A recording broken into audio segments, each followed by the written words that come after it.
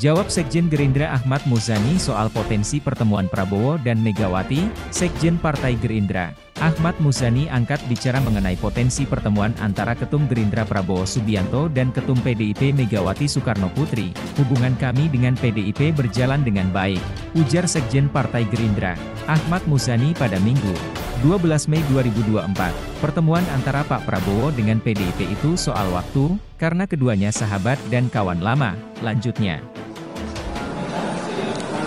Hubungan kami dengan PDIP berjalan baik. Pertemuan antara Pak Prabowo dengan PDIP sekali lagi itu soal waktu, karena keduanya adalah sahabat dan kawan lama. PDI dalam banyak kesempatan mengatakan tidak punya masalah dengan Pak Prabowo. Demikian juga kami juga tidak memiliki masalah dengan Ibu Mega dan PDI Perjuangan. Hubungan saya pribadi dengan Mas Hasto juga cukup bagus. Komunikasinya juga berjalan lancar, jadi dari sisi ini sebenarnya nggak ada masalah. Tapi ada komunikasi yang mandek sih, karena setelah putusan MA kan bilangnya lagi menyesuaikan waktu. Nggak ada yang mandek, kalaupun mandek itu karena kesibukan masing-masing dari pemimpin di PDI Perjuangan dan di kami. Kalau ada yang mau nonton di pinggir jalan, silakan jadi penonton yang baik. Tapi kalau sudah tidak mau diajak kerjasama, ya jangan mengganggu. Orang lagi mau kerja kok, kita mau kerja. Nama Bung Karno itu diabadikan di Indonesia, juga di banyak negara di dunia.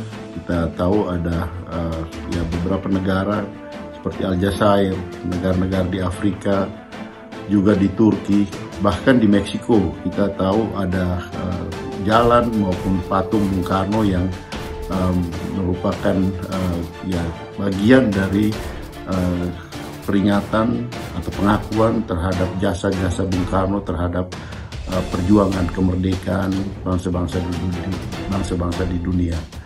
Nama Bung Karno pun sangat identik dengan Konferensi Asia Afrika yang merupakan salah satu tonggak sejarah pembebasan bangsa-bangsa yang pada waktu itu dikenal dengan bangsa-bangsa dari dunia ketiga. Oleh karena itu, kita sebagai bangsa Indonesia tentu bangga, dan PDI Perjuangan tidak pernah mengklaim bahwa Bung Karno itu hanya milik PDI Perjuangan. Juga kalau Pak Prabowo mengakui sebagai Bung Karno sebagai salah seorang proklamator dan bapak bangsa, saya kira kami pun ikut senang dan kami pun ikut bangga. Jadi Bung Karno adalah milik kita semua, Bung Karno adalah milik bangsa Indonesia.